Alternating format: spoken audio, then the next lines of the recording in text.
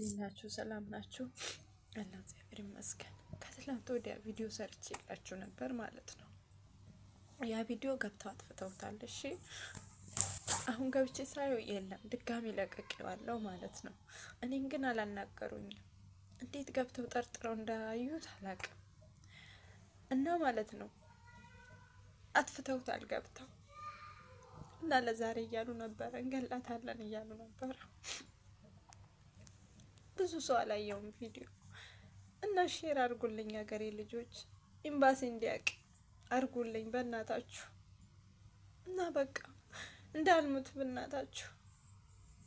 ሞት እኮ አይቀርም፣ ግን በሞት ሬሳዬን ይልኩት አይደለም አስክሬኗ ቃላት አንሶኝ አይደለም ማለት አስክሬኗ ወይ ነጅ harka fuudhe jaalatamtoota fi kabajamtoota hordoftoota keenya jira jirtu fayyaa keessanii nuti nagaa keenya galata rabbi baga nagaa taatan. Egaa akkuma argitan viidiyoo kana obboleettiin teenya jechuudha na ajjeesuu heduu jechaa jirti jechuudha. Akkuma dhageessan kana riyaadiin jira jettee lakkoofsa isheetillee hin teeti jirti. TikTok irra jira jechuudha viidiyoon ishii. Egaa TikTok illee viidiyoo kiyya na jala deemanii na jalaa gubaa jiru.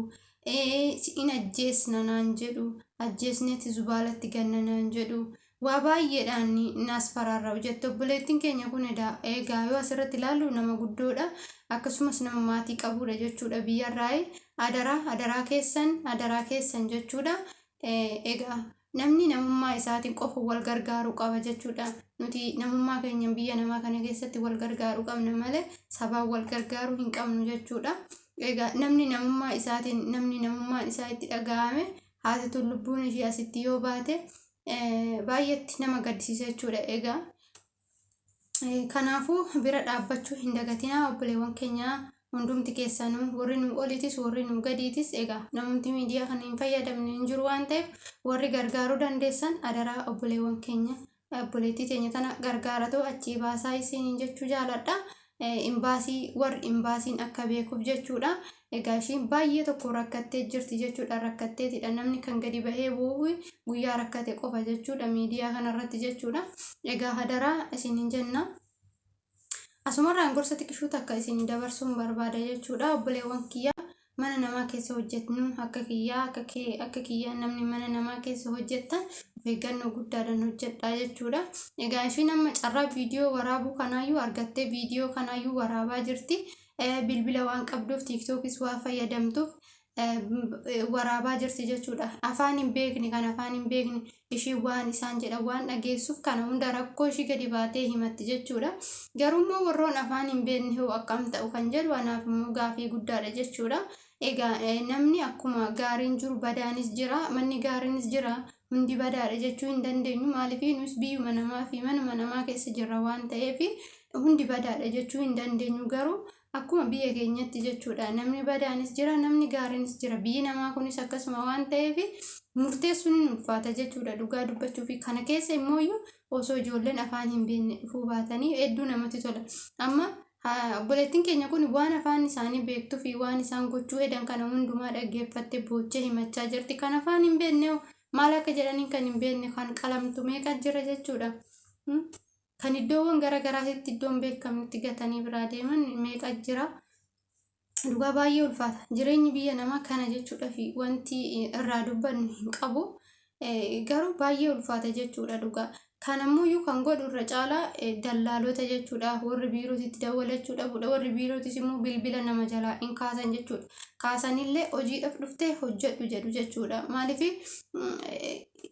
waan biraa siif hin kennan, filannoo siif hin kennanii manuma san akka hojjettu barbaadu. Maaliif isaan maallaqa guddaa waan nyaatanii karanis erganii maallaqa guddaadhaan garana waan erganiif maallaqa guddaa madaamota irraa fudhatanii waan erganiif ishee sun immoo maallaquma sana laalti waan ta'eef namummaa ishee kana hin laaltu, akkaataa ishee rakkattee kana hin laaltu, maallaqa ishee san laalti jechuudha. Gaafa immoo waa xiqqoo inni jette waan biraa irratti yaaddi jechuudha. Kunoo kan akka ajjeesuu wantoota garaagaraa kinoo akka ishiin jettetti namoonni yeroo dhufan, keessummoonni yeroo dhufan yeroo hundumaayyuu akka na ajjeesan mari'atu, akka itti na ajjeesanii nagatan akkamitti ganna akka isbaalatti ganna feestaalii keessa goone qallee maal goonee jedhanii akka isaan mari'atan kana jechuudha. Garuu maal wajjin jiraannaa na jechisiisa jechuudha. Yeroo tokko dhugaa dubbachuu fi maal wajjin jiraannaa nama amma isaan nama jechisiisa jechuudha. Dhugaa dubbachuu fi namni akkamitti nama ta'eetoo ejjetee deemee obboleettiin keenya kunillee kan balleessitu ta'e nagaadhaan biirootti nuuf geessanii biiroodhaan nuuf ga'uudha yookaan imbaasiidhaan nuuf ga'uudha malee nama qaduun immoo osoo nama isaanii taate akkanan jedhanii jechuudha. Kanammoo kan nuti uffachiise maalidha mootummaa biyya keenyatii fi warroota biiroo keessa hojjetan kana jechuudha fi ijoollee dallaala hojjetan baay'ee ijoolleen keenya akka rakasan akka nuti biyya ormaa kana keessatti bilaasha taanee ilaallamnu akka nuti akka saree qoshaashatti ilaallamnu akka nuti akka wanni homaayyuu itti fakkaannu isaan jechuudha. Sareen isaan biratti kabaja qabdi inni quyiffilu soofaa isaaniitirra teessi waa hedduudha jechuudha. Garuu nuti hoo kanuma waliin beenu jechuudha. Hundi keenya kun wanta haaraa miti. Garuu immoo osoo of eeggannoo guddaa godhanii warri biyyaa dhufanis warra afaan beekanis warra afaan hin beeknis amma xiqqaattus karaa seeratiin banameera Suudiin jechuudha. Karaa seeratiin osoo eeggatanii dhufanillee gaariidhaan jedha akka kiyyatti. Egaa wanti dubbatan hin jiruuti. Obboleettii keenya kana bira mooyyuu hin darbinaasiniin jechuun barbaada. Walumaa galatti waan biraa osoo hin ta'in obboleettii keenya bira kana bira hin darbinaa. Namni imbaasii beektan imbaasii dhaan waliigaltee qaban tariitii arguu danda'u viidiyoo kana waan ta'eef sheer godhaa ta'u warroota akkasii warroota gurguddaa warroota imbaasii keessa hojjetu warroota rakkoo mucayyoo tanaaf furuu danda'u biraan ga'uu hin dandeessu jechuudha. Sheer godhaa isiniin jechuun jaalladha. Obboleewwan keessan immoo obboleewwan haaraa biyyarraa dhufan yoo danda'ame seera yaa dhufan malee akkanumaan dallaala garagaraati seeranillee dhufan isaan asitti gaafa gahan biiroodhaan gurguramu waan ta'eef egaa rabbi nu haa eegu of eegnee hin dandeenyu kanuma isiniin jechuun barbaada. Obboleewwan koo horaa bulaa viidiyoo kanammoo sheer godhaa ta'u mucayyoon kun akka gargaaramtu godhaa. Riyaadii jirti Suudii jirti jechuudha. Riyaadii egaa lakkoofsa ishiitis himtee jirti jechuudha. Haala kanaan obboleettii keenya kana gargaara.